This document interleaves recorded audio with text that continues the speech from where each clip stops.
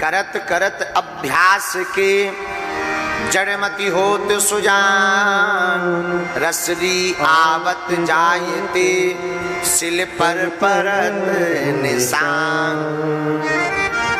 बार बार अभ्यास करने से पत्थर पर निशान पड़ जाता है, उसी प्रकार बार बार भगवत कथा सुनने से मन पर भक्ति का निशान पड़ जाता है और प्रभु मिल जाते हैं। हाँ, तेरा दूर रख दीजिए। आज चूंकि बड़े छोटे छोटे प्यारे प्यारे बटुक आए हैं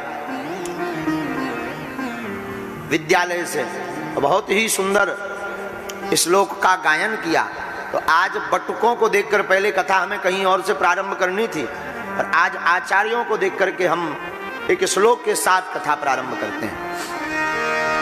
अन्नात् भवन्ति भूतानि, बड़ा प्यारा श्लोक है। अन्नात् भवन्ति भूतानि पर्जन्यात् अन्न संभवः, यज्ञात् भवति पर्जन्यो यज्ञः कर्म समुद्भवः। अन्न से ही समस्त प्राणी उत्पन्न है। किससे? अन्न से। सारा संसार अन्न से ही उत्पन्न है। और बटुकों से प्रार्थना है, और प्रत्येक जो देश विदेश में कथा को सुनेंगे, आपसे प्रार्थना है, जिसका आहार शुद्ध होता है उसका व्यवहार शुद्ध होता है। क्या भैया, आहार जानते हो ना? ज्यादा पिज्जा बर्गर खाओगे पेट गड़बड़ा जाएगा। हाँ, अब वो आगे लगी वो चाउमीन, ये सटके सी ज्यादा सटकाओगे गड़बड़ हो जाएगा। तो अन्न को बड़ी सावधानी पूर्वक पाना चाहिए। देखो,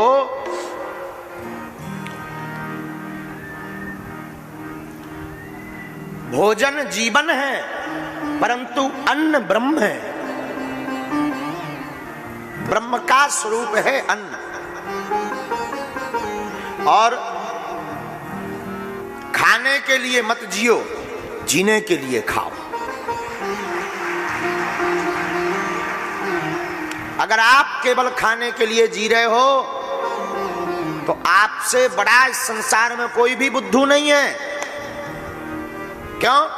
केवल आप भोजन की व्यवस्था, मकान गाड़ी बढ़िया हो जाए, लुगाई लड़का हो जावे और खूब चकाचक ऐसी जिंदगी निकल जावे, तो तुमसे बड़ा कोई बुद्धू इस संसार में है नहीं। क्यों?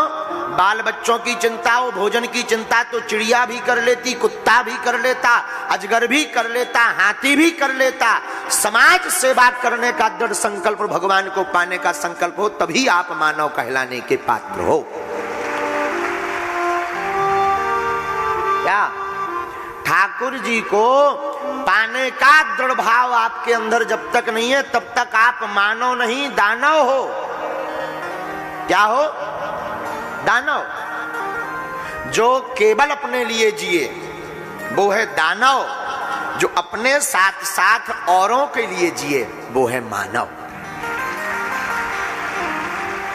तो अन्नात् भवन्ति भूतानि। देखो एक बात, यहां महापुरुष विराजमान है और आप लोग सपोर्ट करिएगा। अन्न का कण और संत का क्षण व्यर्थ नहीं जाना चाहिए। दोनों की कीमत भारत देश में बहुत महान है, और भारत में नहीं पूरी दुनिया में। अन्न का कण और संत का क्षण व्यर्थ मत जाने देना साहब। दोनों अगर आपने व्यर्थ गवाए तो तुम्हारी जिंदगी व्यर्थ चली जाएगी। आहार शुद्धि संसार में जीने की पहली कला है, आहार। कई लोग हमारे पास आते, महाराज जी हमारा मन नहीं लगता पूजा में। आगे के लगे तो पिज्जा बर्गर दबा के खाते हुए, खूब मिर्चा चकाचक खाते होगे, एकदम लगे प्याज पे प्याज, लहसुन की गांठों पे गांठों खा रहे होगे, सूप पी रहे होगे। अरे भाई, ये उल्टा सीधा खाने से डाइजेशन गड़बड़ा जाएगा, बीमारी पकड़ लेगी, तामसिक प्रवृत्ति हो जाएगी, वासना ज्यादा सताएगी, फिर उपासना बिगड़ जाएगी। तो पहली शुद्धि है आहार शुद्धि। जितने भी आज कथा सुन रहे, आज की कथा तुम्हारी जिंदगी में बहुत बड़ा बदलाव लाएगी। जिसने भी अपने आहार पर ध्यान दिया, उसका व्यवहार और उसका परिवार दोनों बदल गए। आपको ध्यान देना ही पड़ेगा कि आप क्या खा रहे हो और कैसे खा रहे हो। आपको ये समझना ही पड़ेगा कि आप जीने के लिए खा रहे हो या खाने के लिए जी रहे हो।